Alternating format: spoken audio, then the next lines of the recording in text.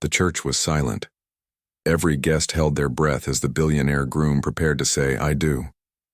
But just before the vows, a small, trembling voice cut through the air. It wasn't the bride. It wasn't the groom. It was the daughter of the cleaner, the girl nobody had noticed until that moment. What she revealed shattered the illusion of perfection, exposed secrets buried under wealth and status, and stopped the wedding instantly. This wasn't just the interruption of a ceremony. It was the unraveling of power, pride, and prejudice. Played out under the stained glass windows of a church filled with stunned witnesses. The day had all the makings of a fairy tale. The grand cathedral was dressed in white roses, silk ribbons, and golden chandeliers that sparkled like the promise of eternity. Guests whispered in awe at the extravagance, for this was no ordinary wedding. The groom, Victor Langford, wasn't just a man in love.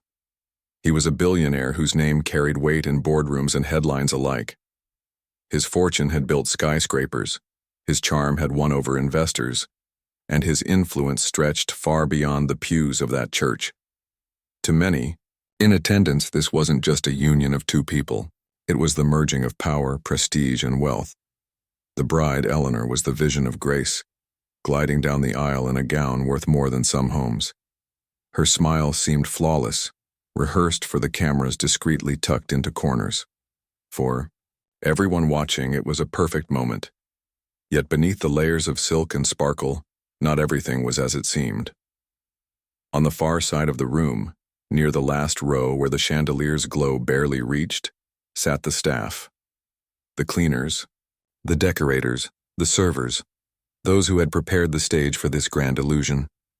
Among them was Rosa, a woman whose calloused hands had polished the very floors the bride walked on. Her young daughter Lila sat quietly at her side, her wide eyes tracing every detail of the ceremony. They were invisible to most, yet they saw everything. As the ceremony began, a current of unease rippled through the back row.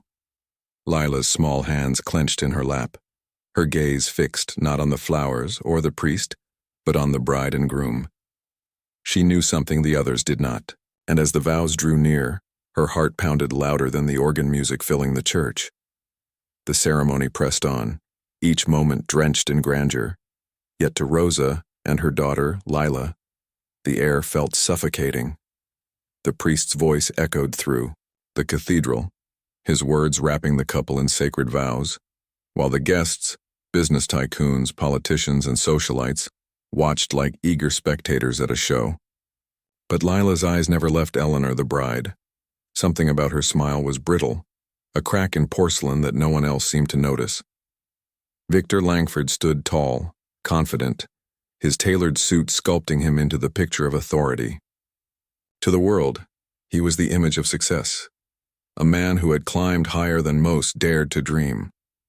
But beneath that charisma, whispers had long followed him, rumors of ruthless decisions, cutthroat deals, and an arrogance that left others crushed in his wake. Rosa had heard those whispers. She had scrubbed the marble floors of Victor's corporate offices, had seen how staff quivered at the sound of his footsteps, and now, as he slid a gold band onto Eleanor's trembling hand, Rosa wondered if the bride was marrying love or a cage made of diamonds. The choir sang, voices soaring, but Lila's small chest tightened. She tugged at her mother's sleeve. Rosa whispered for her to sit still, but Lila's gaze was fierce, unyielding. She had stumbled upon something days earlier, something she wasn't meant to hear. A conversation Eleanor had on the phone, hushed but urgent, as she lingered near the dressing rooms Rosa was cleaning. Words like secret, truth, and can't let him know had lodged themselves in Lila's mind like shards of glass. At first she thought little of it. But now, watching Eleanor's hands shake as she clutched the bouquet, Lila realized the weight of what she knew. The guests applauded as the couple turned to face the congregation. Photographers snapped pictures, immortalizing what was meant to be perfection. Yet the atmosphere shifted, subtle but undeniable, like a storm brewing behind stained glass windows. Eleanor's smile faltered for just a second, her eyes darting toward the back of the room as if searching, as if pleading. And Lila caught it. The look wasn't of joy. It was of someone trapped. The reception of vows was nearing. The moment when both would declare their promises in front of God and everyone present. Victor's hand gripped Eleanor's tighter, almost possessive, as though to remind her of who held control. The guests mistook it for passion. Rosa saw something else. And Lila. Lila could no longer contain the storm inside her. Her small fingers curled around the edge of the pew, her voice trembling in her throat, waiting to burst forth. She knew she wasn't supposed to speak. Children were meant to be silent, unseen, compliant in the background of adult affairs. But the truth burned too brightly within her. She thought of her mother, bending under endless hours of labor, unseen by the very people who now smiled in polished jewelry. She thought of Eleanor, who for all her wealth and beauty seemed to wear invisible chains. And she thought of Victor, towering like a king, certain that no one, especially not a cleaner's daughter, could ever disrupt his empire.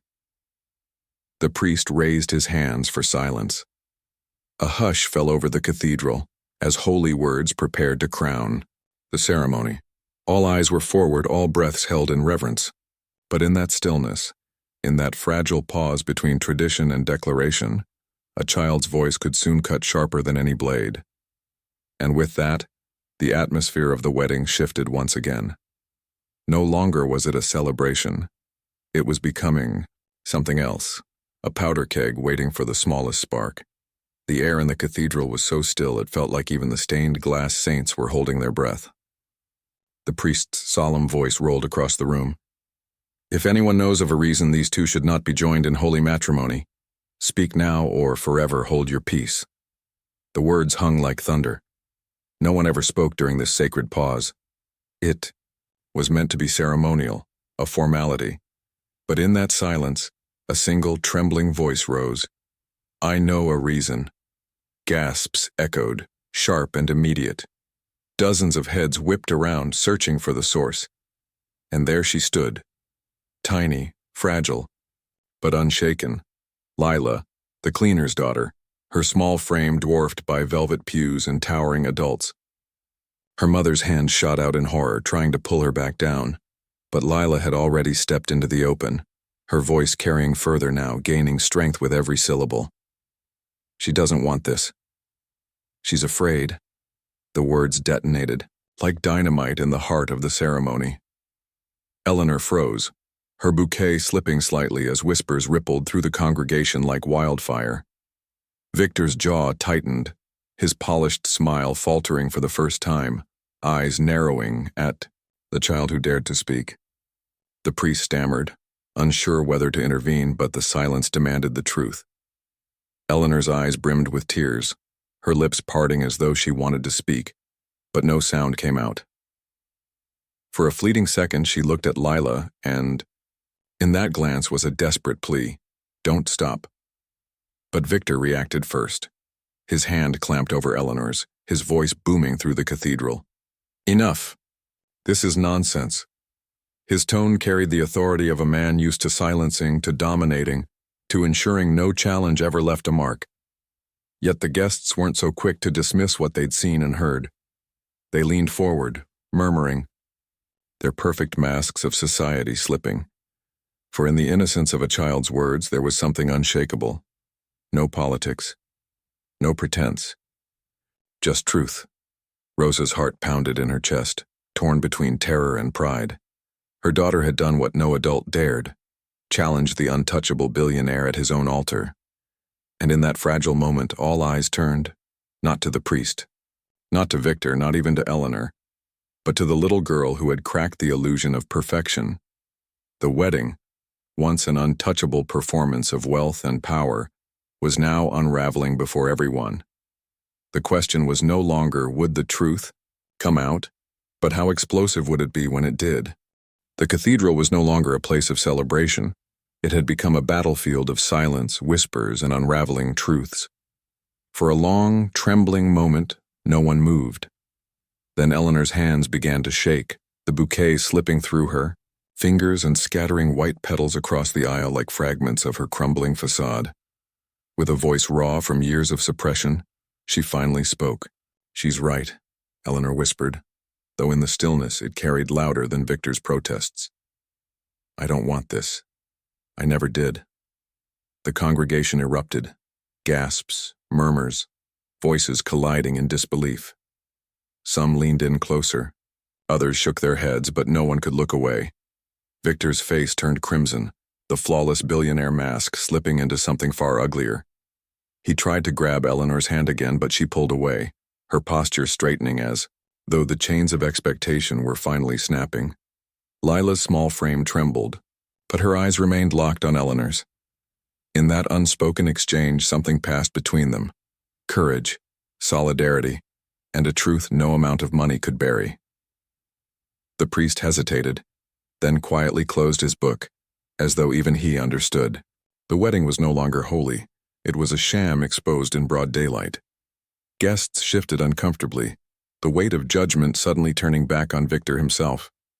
The man who had commanded respect with wealth and intimidation now looked cornered, powerless before a child's honesty and a woman's truth. Rosa felt tears streaming down her face, not from fear but pride. Her daughter had broken the silence that every adult in the room had been too afraid to confront. She had done what Rosa never could, spoken truth to power, no matter the cost. And in that moment, something extraordinary happened. Eleanor stepped down from the altar, her veil slipping away as she walked toward Rosa and Lila. No words were needed. The billionaire's fiancé chose not the man who could give her riches, but the courage of those who had nothing but integrity. Victor's voice thundered once more, but it no longer mattered. No one listened. The guests who once fawned over him now avoided his gaze, their whispers sharp, cutting, and condemning. His empire of intimidation was crumbling, not in boardrooms or courtrooms, but here, in the most public moment of his life, as the cathedral doors opened and Eleanor walked into the light, hand in hand with Lila and Rosa. The meaning was undeniable. This wasn't just the end of a wedding, it was the end of silence. It was proof that even the smallest voice, when fueled by truth, could topple the loudest lie. When the story spread through the city, people didn't talk about the billionaires, wealth, or the canceled ceremony. They spoke about the cleaner's daughter, the little girl who stood up unafraid and reminded everyone that courage knows no class, no title, no status. And so, the question lingers for anyone who hears this story. If a child can speak truth to power, what excuse do the rest of us have for staying silent? The cathedral no longer echoed with joy or celebration. Instead, it pulsed with shock, whispers, and the undeniable electricity of truth breaking free. For years, this place had hosted grand weddings, ceremonies of wealth and power, but never had it witnessed a moment like this.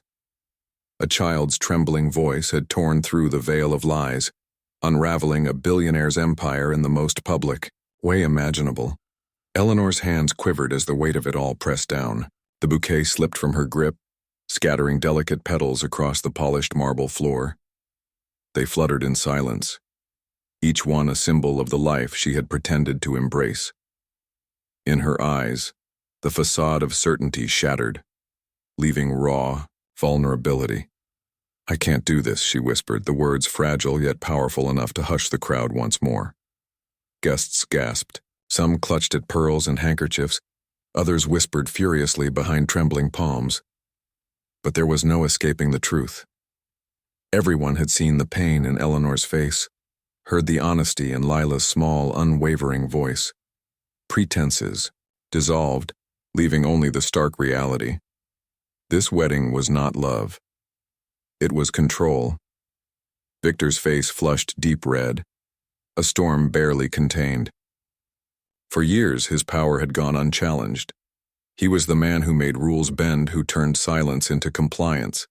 Yet here, in his greatest display of dominance, he was being stripped bare, not by a rival billionaire, not by a corporate enemy, but by a cleaner's daughter and the bride who had found the strength to say no.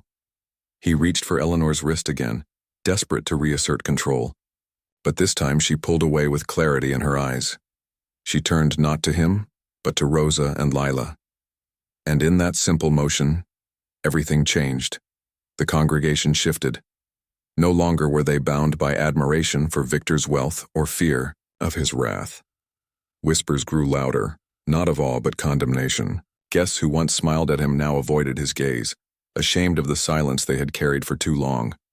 The priest closed his book softly, his eyes heavy with understanding. Even he could no longer sanctify what stood before him. The ceremony was over, not because the vows weren't read, but because the truth had drowned them out. Rosa, standing at the back, felt her heart race as tears streamed freely. Pride replaced fear. Her daughter, young and small, had done what she herself never dared, spoken against injustice in the moment it mattered most. Lila wasn't just a child anymore. She was the voice of courage every adult had buried beneath years of silence. Then came the extraordinary moment. Eleanor stepped down from the altar, the veil slipping off her head as she walked with steady steps toward Rosa and Lila. The billionaire's bride no longer belonged to his world of dominance. She chose dignity, truth, and the quiet strength of those society ignored. When Eleanor clasped Rosa's hand, the cathedral seemed to exhale. It was as though the walls themselves had witnessed a release, a freedom long overdue. Victor's roar echoed behind them, a futile attempt to reclaim authority. But no one turned to him anymore. His voice, once so commanding, now sounded hollow, desperate, irrelevant. The man who had once held an entire community in his grip now stood alone, abandoned by the very people who had once bowed to him. Outside, sunlight spilled across the cathedral steps as Eleanor, Rosa, and Lila walked into the open air together. It wasn't just a departure from a wedding, it was a declaration. A reminder that no amount of wealth could silence truth, no chain of expectation could suppress courage, and no ceremony could sanctify lies. Word of what happened spread quickly, echoing beyond the walls of that cathedral. People didn't talk about the canceled wedding or Victor's fortune. They spoke about the little girl who stood up, unafraid, and about the bride who chose freedom over fear. The story became a mirror, forcing everyone who heard it to ask themselves the same haunting question. If a child can speak truth to power, what excuse do the rest of us have for staying silent?